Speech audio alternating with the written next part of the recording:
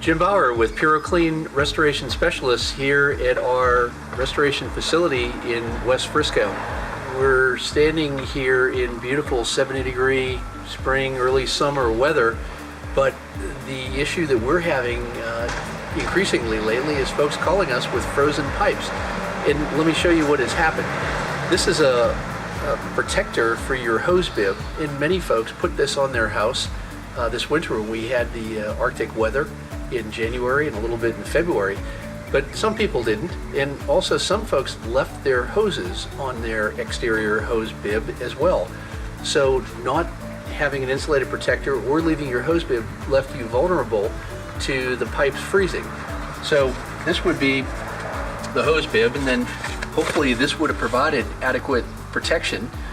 But if you left the hose on the faucet, or if you didn't have a protector on there, the pipes may have gotten so cold that the water in them froze. If the hose was on, there was no way for the water to escape. And that's really not a problem until it's a problem.